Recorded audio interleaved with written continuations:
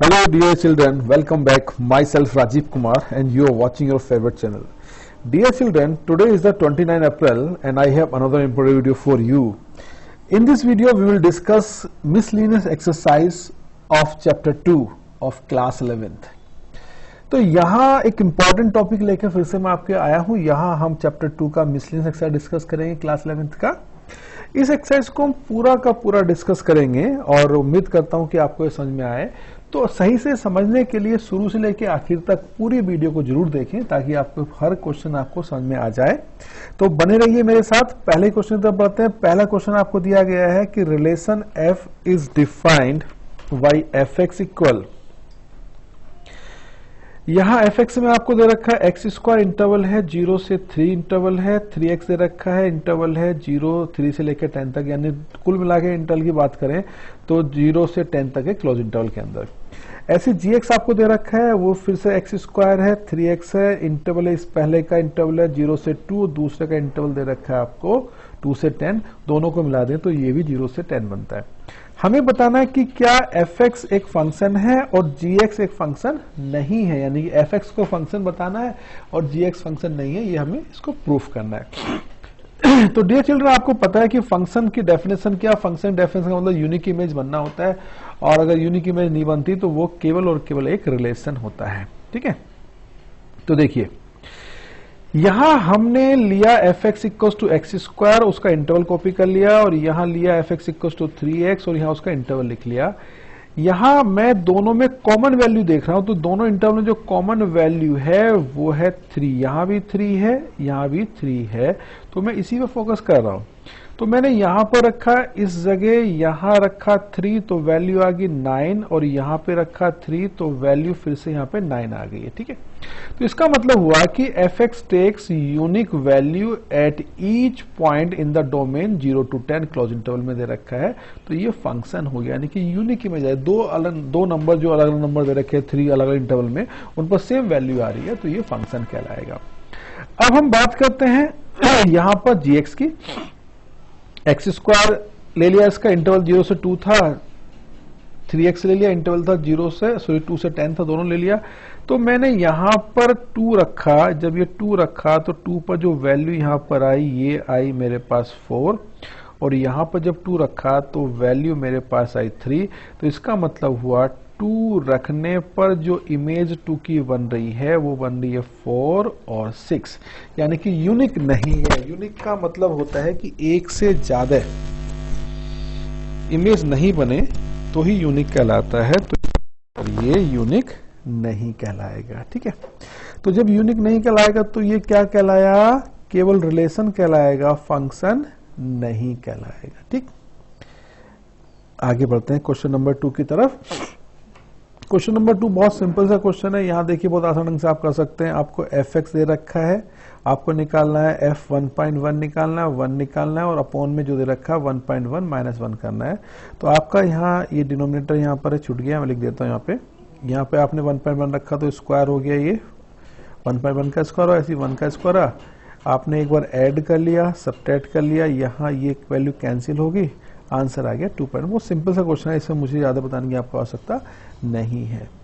Question number 3 देखिए. Question number 3 में आपको जो समझना है वो पॉइंट समझने वाला है डोमेन, कि डोमेन क्या होता है, डोमेन निकालना है ना. तो डियर चिल्ड्रन, डोमेन उस नंबर को कहा जाता है जिसके रखने पर वैल्यू एग्जिस्ट करती है. एग्जिस्ट का मतलब होता है कि किसी नंबर के रखने पर फंक्शन की वैल्यू ना तो इमेजिनरी बने और ना इनफाइनाइट बने. इनफाइनाइट कब बनता है, जब डिनोमिनेटर आपको दे रखा, तो ये डिनोमिनेटर यहां दे रखा तो इसके चांस इनफाइनाइट बनने के हैं, तो हमारा फोकस डिनोमिनेटर पे ही होगा. तो हम लोग क्या करने वाले, यहां इस डिनोमिनेटर के फैक्टर्स करके देखते हैं. देखिए डिनोमिनेटर कॉपी कर लिया, इसके factor x minus 6 x minus 2 आ गया. ठीक है, तो 2 वैल्यूज की आ गई, x इक्वल टू 2 6 आ गया. इसका मतलब है कि जब मैं यहां पर x की वैल्यू को 2 रखूंगा तो ये वाली वैल्यू इनफाइनाइट बन जाएगी. जब मैं x की वैल्यू को 6 रखूंगा तब भी ये वाली वैल्यू हमारी आएगी इनफाइनाइट, यानी कि डज नॉट एग्जिस्ट आ जाएगी. It means that x equals to 2 और 6 को छोड़कर जितनी भी बाकी वैल्यूज हैं वो इस गिवन फंक्शन का डोमेन है। तो डोमेन ऑफ द फंक्शन आ गया सारे रियल नंबर 2 और 6 को छोड़कर। क्वेश्चन नंबर 4 में देखिए, यहां इस बार हमारे पास पहले क्वेश्चन में था डिनोमिनेटर या डिनोमिनेटर ना देके यहां पर दे रखा आपको स्क्वायर रूट दे रखा है। स्क्वायर रूट के अंदर अगर नेगेटिव वैल्यू आ जाती है तो वो भी एग्जिस्ट नहीं करती है, इमेजिनरी नंबर एग्जिस्ट नहीं करता है। अच्छा, अगर आपसे पूछा जाए कि बच्चों बताओ कि जो स्क्वायर रूट होता है उसकी वैल्यू अगर हमें निकालनी है तो मिनिमम वैल्यू कितनी होनी चाहिए? उसकी मिनिमम वैल्यू होनी चाहिए 0। ठीक है, तो कोई भी स्क्वायर रूट एग्जिस्ट करता है जब उसकी वैल्यू होनी चाहिए 0 या 0 से ज्यादा होनी चाहिए। तो हमने यहाँ पे x minus 1 greater equal to रखा तो x की वैल्यू यहाँ पे 1 आ गई। तो x की वही वैल्यू हमें चाहिए थी 1 का मतलब है कि इसका जो डोमेन आ गया है वो 1 से ज्यादा होगा, 1 या 1 से ज्यादा होगा। तो ये डोमेन कहलाया, यानी कि 1 से इनफाइनाइट कहलाया। ठीक है, अब जब इसकी वैल्यू हमारे पास 1 आ गई, x की वैल्यू 1 आ गई, तो जब मैं यहां पर x की वैल्यू को 1 रखूंगा तो fx की जो मिनिमम वैल्यू आएगी 1 पे वो कितनी आएगी? 0। तो 0 ही इसकी मिनिमम वैल्यू है। तो मिनिमम वैल्यू आगे बढ़ेगी पॉजिटिव की तरफ। तो जब मैं वैल्यू रखूंगा x की वैल्यू ग्रेटर इक्वल टू 0 यहाँ पे रखूंगा तो ये वैल्यू पॉजिटिव रहेगी, यानी कि ग्रेटर इक्वल टू 0 रहेगी। तो इस तरह से इसकी जो रेंज होगी वो आएगी 0 से इन्फिनिटी, इसकी रेंज होगी इनफाइनाइट, इसकी रेंज रहेगी। ठीक है, अब हम बढ़ते हैं नेक्स्ट क्वेश्चन की तरफ, क्वेश्चन नंबर 5 की तरफ। क्वेश्चन नंबर 5 में इस बार यहां दे रखा आपको मॉडुलस दे रखा है, मॉडुलस। ठीक है, तो मॉडुलस की जो वैल्यू होती है वो किसी भी, अगर मॉडुलस स्क्वायर रूट में नहीं है और मॉडुलस के अपॉन में कोई वैल्यू नहीं है तो मॉडुलस की वैल्यू एग्जिस्ट करती है हर जगह। तो हर जगह एग्जिस्ट करने का मतलब किसी भी रियल नंबर पे एग्जिस्ट कर सकती है, इसलिए इसका डोमेन होगा सारे रियल नंबर। अब आपको जब सारे रियल नंबर होगा तो इसकी रेंज क्या होगी? डियर चिल्ड्रन, जो मॉडुलस की जो मिनिमम वैल्यू होती है वो होती है 0 वैल्यू होती है। 0 से कम उसकी मॉडुलस की वैल्यू नहीं होती है। क्यों नहीं होती है मॉडुलस की वैल्यू 0 से कम? क्योंकि मॉडुलस कभी नेगेटिव नहीं होता है। तो इस तरह से इसकी जो रेंज आ गई वो 0 या 0 से ज्यादा इसकी रेंज कहलाएगी। ठीक है, तो दोनों डोमेन और रेंज आपको समझ में आ गया होगा। अब मैं आगे बढ़ता हूं, क्वेश्चन नंबर यहां बढ़ता हूं 5 की तरफ, 6 की तरफ चलता हूं मैं। तो क्वेश्चन नंबर 6 में देखिए क्या है। यहां आपको दे रखा है fx, आपको दे रखा है ये fx है, हमें निकालना है रेंज। इस क्वेश्चन में निकालनी है रेंज। तो रेंज आपको पता है कि पहला नंबर डोमेन होता है, दूसरा रेंज होता है। रेंज यहां छिपी हुई है। रेंज किस में छिपी हुई है? x square upon 1 plus x square में यहां पर रेंज छिपी हुई है। ठीक है, तो मुझे यहां पर इस फंक्शन की रेंज निकालनी है। दिख तो रहा है लेकिन अभी क्लियर विजिबल नहीं है। तो हमने यहां लिखा fx equals to x square upon 1 को लिख लिया। यहां पर इसके रेंज को y मान लिया है कि रेंज y है, यानी y का मतलब x के रखने पर कोई वैल्यू y मान ली है। पूरी वैल्यू की जगह हमने इस पूरी वैल्यू की जगह y मान लिया। ठीक है, क्रॉस मल्टीप्लाई कर दिया। यहां पर x की वैल्यू निकालेंगे y की टर्म में, तो ये y की टर्म वैल्यू निकल रही, टेकिंग स्क्वायर रूट लिया तो वैल्यू हमारे पास आ गई, x की वैल्यू आ गई plus minus y upon 1 minus y आएगी स्क्वायर रूट के अंदर। अब डियर चिल्ड्रन, आपको पता है कि x रियल कब होगा? जब ये स्क्वायर रूट के अंदर की वैल्यू पॉजिटिव होगी, यानी 0 या 0 से ज्यादा होगी। ठीक है, अब आप ध्यान दो, ये लिखा हुआ मेरे पास है 1 माइनस वाई, मैं यहां माइनस कॉमन निकालूंगा तो ये हो जाएगा y माइनस के 1 और ये साइन ऑफ इनइक्वलिटी यहां पर चेंज हो जाएगा। ठीक, अब यहां एक इंपॉर्टेंट पॉइंट आपको सीखना है। इंपॉर्टेंट पॉइंट क्या है मैं आपको बता रहा हूं। ये है न्यूमरेटर, ये है डिनोमिनेटर। अगर न्यूमरेटर डिनोमिनेटर नेगेटिव दे रहे हैं रिजल्ट को तो उसका मतलब ये है कि या तो न्यूमरेटर पॉजिटिव है डिनोमिनेटर नेगेटिव है, या डिनोमिनेटर पॉजिटिव है न्यूमरेटर नेगेटिव है। ऐसे करके इसको हम सोल्व करेंगे, पॉजिटिव नेगेटिव नेगेटिव पॉजिटिव। ठीक है, तो जब इस कंडीशन के अकॉर्डिंग आप इस वैल्यू को सोल्व करेंगे तो यहां जो वैल्यू आएगी वो आ जाएगी y की वैल्यू लेस देन 1 और ग्रेटर इक्वल टू 0 आ जाएगी। y की मिनिमम वैल्यू इस रेंज में लाई करेगी, यानी मिनिमम वैल्यू 0 होगी और मैक्सिमम वैल्यू लेस देन 1 होगी। तो इसका जो रेंज निकल के आएगा वो 0 या 0 से ज्यादा रहेगी, 1 से कम आएगा। इस तरह से इस क्वेश्चन को हम लोग सॉल्व कर सकते हैं। क्वेश्चन नंबर 7 में कोई खास मेरे लिए बताने के लिए नहीं है, क्योंकि सिंपल सा क्वेश्चन छोटी क्लास का, जैसे आप छोटी क्लास में 9th में या 10th में करते हैं। ये फंक्शन एफ एक्स है, ये जी एक्स है, एक बार इसको ऐड करना है, सबट्रैक्ट करना है, उसको डिवाइड करना है। सिंपल ढंग से इसको आप कर सकते हैं, इजिली मेथड से कर सकते हैं। ठीक है, क्वेश्चन नंबर चलते हैं यहाँ पर 8th की तरफ। 8th एक अच्छा क्वेश्चन है, इंपॉर्टेंट क्वेश्चन है, इसको समझेंगे। देखिए यहां पर एक फंक्शन दे रखा है आपको, एफ एक्स दे रखा है कि 1 रखने पे 1 आया, 2 रखने पे 3 आया, 0 रखने पे -1 आया और -1 रखने पे 3 आया है। और फंक्शन दे रखा है f x equal to a x plus b. हमें निकालना है ए और बी की वैल्यू निकालनी है। ठीक है, तो हमने क्या करा, यहाँ एफ एक्स लिख लिया, यहाँ पर इसकी एफ की वैल्यू लिख ली है और ये बता दिया कि 1 रखने पे 1 आएगा, 2 रखने पे 3 आएगा, 0 रखने पे -1 आएगा और -1 रखने पर -3 आएगा। ठीक है, तो अब हमें क्या करना है कि जो हमें दिया गया है f x equal to a x plus b, यहां पर 1 रखा, तो ये हमने ऐसे इसको सोल्व कर लिया। ठीक है, तो ये बन के आ गया ए प्लस बी, यानी कि सारा खेल है वो यहां पर हमने 1 रखा है एक्स की जगह और उसकी वैल्यू 1 के इक्वल रख दी गई। ठीक है, अब आता है दूसरा पॉइंट, फिर हमने यहाँ पे रखा 2, यानी यहां पे हमने 2 रखा, तो ये वैल्यू सोल्व आ गई, 2a plus b equal to 3 आ गया। तो इक्वेशन बन गई मेरे पास 2a plus b equal to 3 बन गया। ठीक है, अब जो इक्वेशन नंबर 1 को और 2 को सोल्व करूंगा तो मेरे पास a और b की वैल्यू आएंगी 2 और b की वैल्यू आएंगी -1 आएगी। ऐसे करके मैं इसको सोल्व कर सकता हूं। ठीक है, अच्छा क्वेश्चन है, एग्जाम से पॉइंट ऑफ व्यू से अच्छे ढंग से तैयार करिएगा। क्वेश्चन नंबर 9 की तरफ बढ़ते हैं। 9th में भी बहुत आसान सा वर्क है, देखिए क्या इसके अंदर करना हम लोगों को। यहां एक रिलेशन डिफाइंड है, नेचुरल टू नेचुरल। ठीक है, डिफाइन किस तरह से, ये दे रखा है ए बी सच दैट ए और बी नेचुरल नंबर है। कंडीशन क्या है कि पहला नंबर ए जो है दूसरे नंबर के स्क्वायर के इक्वल, यानी ए इक्वल टू बी स्क्वायर है। हमें बताना है क्या ए रखने पर ए आएगा, तो कंडीशन सही है। अगर ए रखने पर बी आया तो क्या बी रखने पर ए आएगा इस कंडीशन के अकॉर्डिंग। अगर ए रखने पर बी आएगा, बी रखने पर सी आएगा, तो क्या ए रखने पर सी उसी कंडीशन के अकॉर्डिंग आएगा जो कंडीशन दे रखी है। कंडीशन क्या है, ए इक्वल टू बी स्क्वायर। ठीक है, तो देखिए कैसे करते हैं, एग्जाम्पल मान लेते हैं कोई सा जिसमें तीनों के तीनों पार्ट्स कंप्लीट हो जाएं। हमने यहाँ लिख लिया जो आपको रिलेशन दिया था हमने लिख लिया। देखिए मैंने दोनों नंबर सेम लिए, पहले केस में नंबर सेम लिए, ए और ए का मतलब 3 और 3 लिया। तो क्या पहला नंबर दूसरे के स्क्वायर के इक्वल है, क्या 3 के स्क्वायर के इक्वल होगा, नहीं होगा। ऐसा कोई सा नंबर नहीं है जो अपने आप के स्क्वायर के इक्वल हो, केवल 1 को छोड़कर बाकी कहीं भी ये कंडीशन अप्लाई नहीं होती है। अब सेकंड केस में हमने लिया 3 जो है वो 9 का स्क्वायर है, इसका उल्टा पॉसिबल नहीं है, 9 3 का स्क्वायर नहीं हो सकता, पॉसिबल नहीं है। थर्ड केस में हमने लिया 9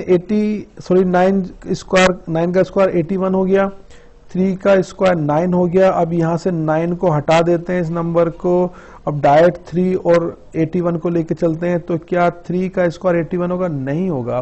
तो इस ढंग से क्वेश्चन को हम लोग सोल्व कर सकते हैं। आई होप आपको समझ में आया होगा। क्वेश्चन नंबर 10 देखिए, क्वेश्चन नंबर 10 में क्या है, यहां हमें बताना है कि जो एफ दे रखा है ये एक रिलेशन है ए टू बी, ये एक फंक्शन ए टू बी। हमें जस्टिफाई करना है कि दोनों में सही कौन सा होगा। ठीक है, तो डियर चिल्ड्रन आपको पता है कि यहां पहले मैं आपको थोड़ा सा बता दूं कि ए की वैल्यू दे रखी है आपको 1 2 3 4, बी की वैल्यू दे रखी है 1 5 9 11 15 और 16 दे रखा है।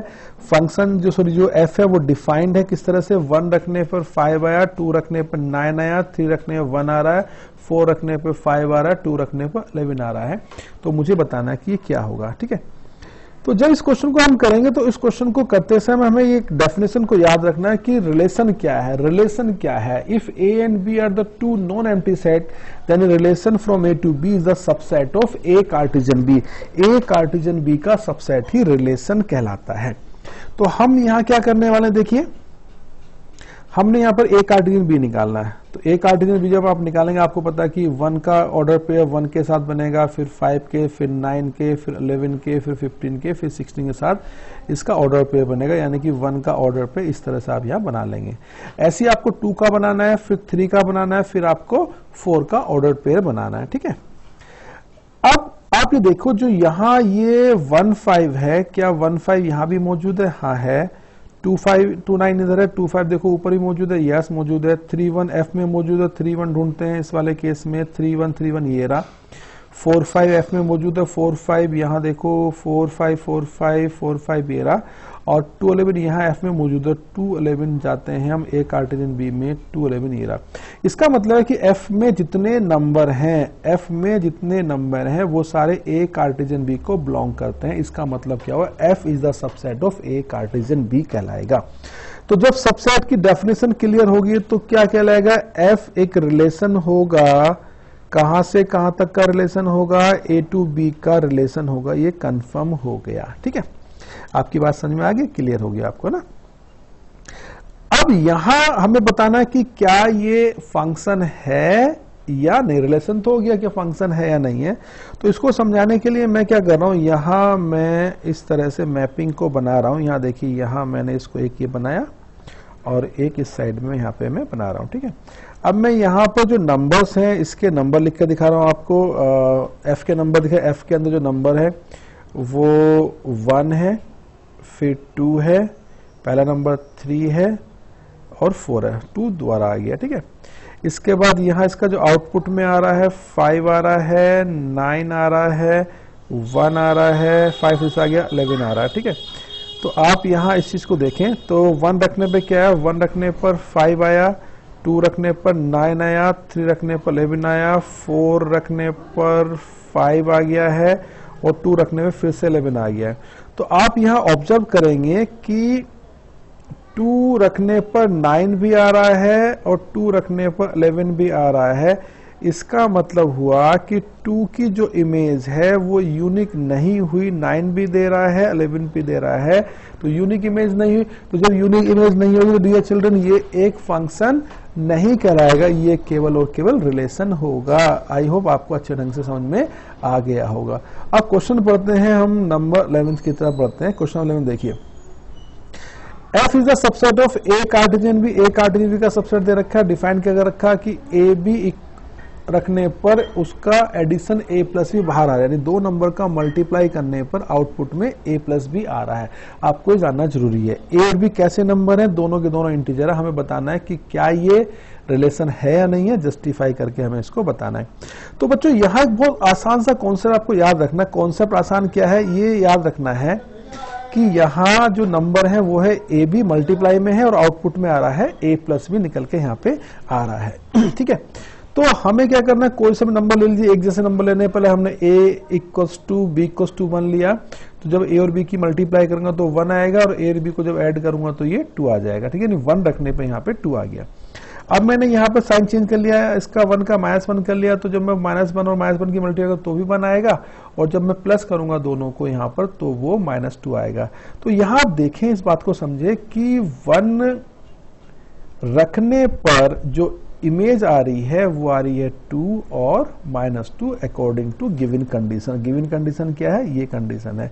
तो जब एक से ज्यादा इमेज बन रही है किसी नंबर की तो वो फंक्शन नहीं कहलाएगा, that will only a relation. Question number last हमारा आ गया, नंबर हमारे पास है 12 क्वेश्चन है। यहाँ ए दे रखा आपको 9, 10, 11, 12 और 13 दे रखा है और कंडीशन क्या है कि F such that A to natural. A रखने पर, ए के नंबर रखने पर जो आउटपुट आ रहा है वो नेचुरल आएगा। कंडीशन क्या है, नंबर रखने पर जो आ रहा है वो हाईएस्ट प्राइम फैक्टर आएगा, यानी किसी को कोई नंबर रखेंगे तो उसका जो आंसर आएगा वो हाईएस्ट प्राइम फैक्टर आएगा, ये हमें बताना है, ठीक है।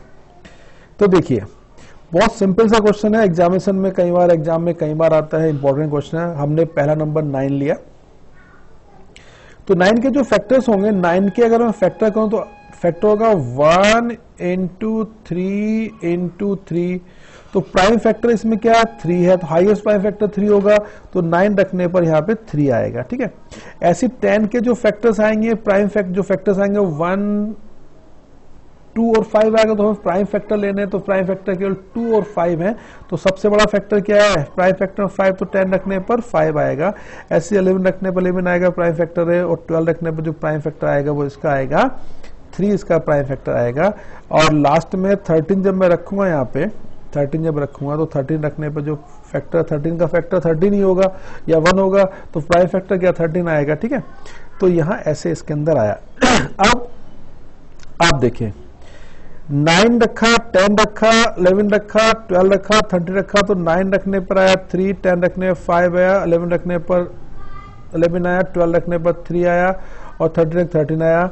जो 3 आ रहा है वो 2 बार आ गया, रिपीट हो गया, इसको हटा दिया, तो रेंज होगी 3, 5, 11, 13। ठीक है, तो डियर चिल्ड्रन इस तरह से हमने ये पूरी एक्सरसाइज कंप्लीट कर ली और आज ये चैप्टर 2 कंप्लीट हो गया है। इससे पहले के चैप्टर 2 के वीडियो मैंने बनाए हुए हैं, उनको आप देख सकते हैं, काफी चीजें सीख सकते हैं। कल मिलता हूं आपसे एक नए वीडियो के साथ। Till then stay healthy, stay fit and keep learning.